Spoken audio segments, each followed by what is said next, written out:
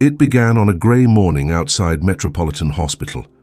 The man in the bathrobe shuffled down First Avenue as he had for years, slippers dragging, mouth moving in soundless words. Bystanders barely looked. They'd grown used to him, the ghost of Greenwich Village, the man too lost in madness to matter. But the agents in the van across the street didn't see a ghost. They saw a general rehearsing his last act. Ruiz sat beside the monitor, headset on, and whispered, "He's not crazy. He's waiting for someone." At 1442, a black sedan pulled to the curb. The man in the bathrobe paused, glanced once at the rear window, then adjusted the belt of his robe. The window lowered just enough for a hand to slide out, pale and deliberate. Inside it, a folded envelope. The bathrobe ghost took it, tucked it under his arm, and kept walking. Ruiz noted the time. 10:45. For years the Bureau had called him the Chin, the quiet emperor of the Genovese network, the man who ruled through silence. His madness had become part of the legend, muttering to lampposts, shuffling through puddles, pretending not to know his own name. But inside the Bureau's wire rooms, Delaney and Ruiz had learned a truth more unsettling than deceit. The Insanity Act wasn't just camouflage, it was control. When a man convinces the world he's mad, every word becomes prophecy.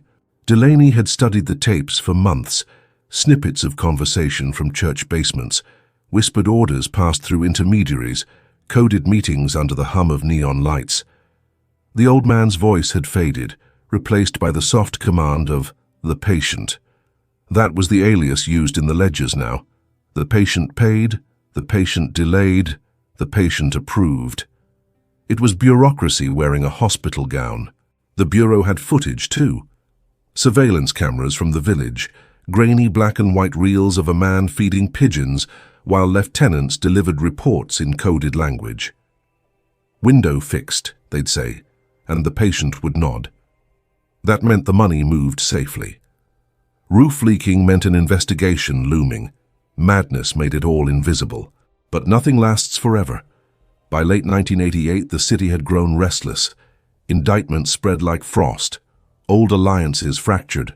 The commission trial had gutted the Gambinos, the Colombos, even the Lucchese's. The Genovese family had survived by pretending to vanish, but the Bureau was changing tactics. Ruiz called it Operation Curtain Call. The goal wasn't to catch the ghost, it was to catch the audience, the believers who kept the myth alive. Delaney didn't like it. He'd seen what happened when Bureau arrogance met street patience. But orders were orders. They deployed undercover teams around the Triangle Civic Association and the Sullivan Street Florist, the same places once mapped in the case of names. This time, no aliases. They wanted faces. The plan was simple. Force the act to break. They scheduled a controlled public encounter. 2 plainclothes agents would bump the patient during his morning walk, triggering a staged accident. Cameras would roll. If he responded coherently, the charade would collapse. But when the day came, the patient didn't flinch. He stumbled, fell, mumbled thanks to invisible friends, and limped away. The Bureau saw performance. Delaney saw conviction. That night, Ruiz replayed the footage in the wire room. At frame 2372, something strange. The moment of the fall, his hand brushed the pavement and a small folded note dropped from his sleeve. Street cleaners retrieved it the next morning. Inside, written in green pencil, "Tell the friend. Curtain falls soon." Ruiz felt the floor shift. The color, the handwriting, the phrasing, all echoes of the old code. The same network still pulsed beneath the surface. Madness hadn't killed command. It had reinvented it. She traced the handwriting sample back through case archives.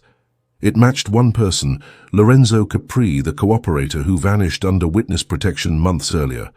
The Bureau had lost him. The family hadn't. Delaney drove to the village that evening, rain slick on the cobblestones. The social clubs were closed, but the lights above the triangle flickered. He stood across the street, coat collar up, watching the doorway. Through the frosted glass, 2 silhouettes, one hunched, one upright. He couldn't hear them, but he could see the gesture. The bathrobe sleeve lifting, a hand motioning toward the door. Power disguised as frailty.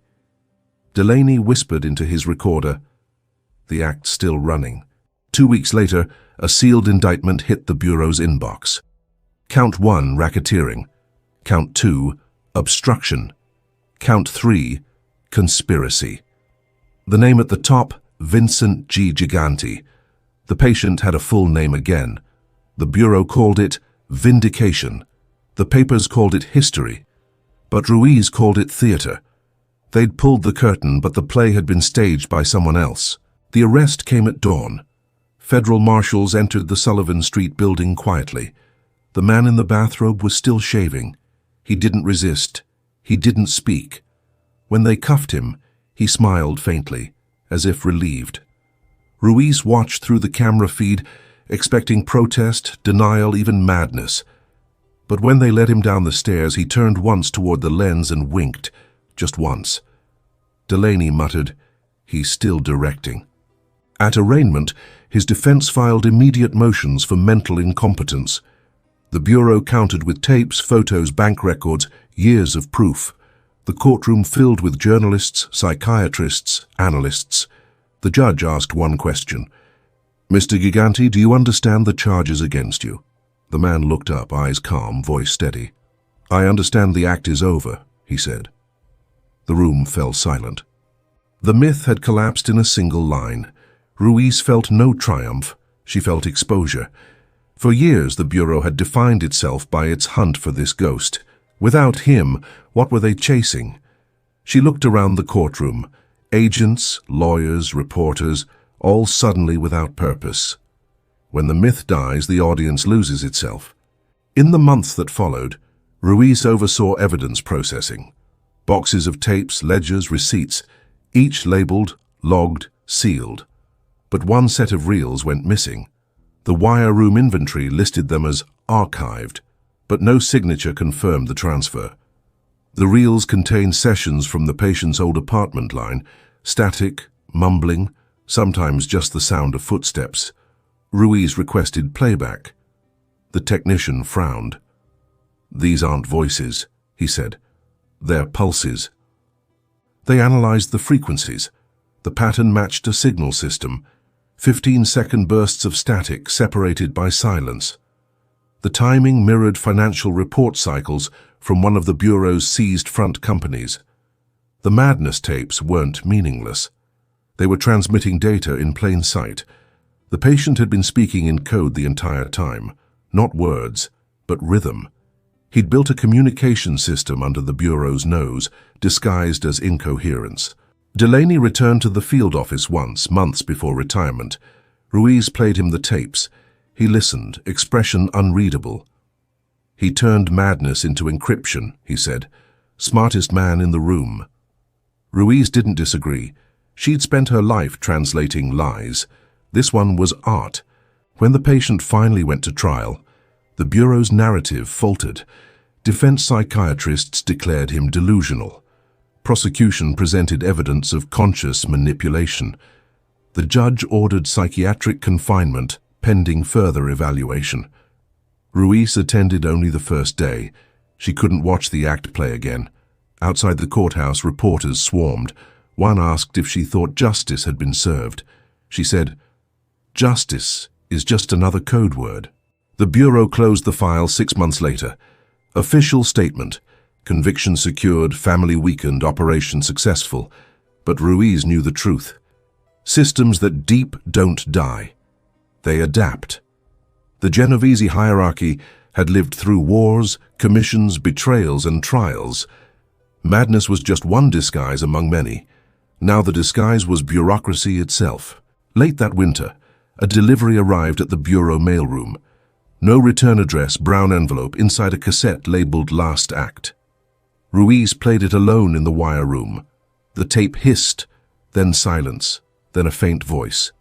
The patient, calm and deliberate. "They thought madness hid me," he said, "but it only hid them."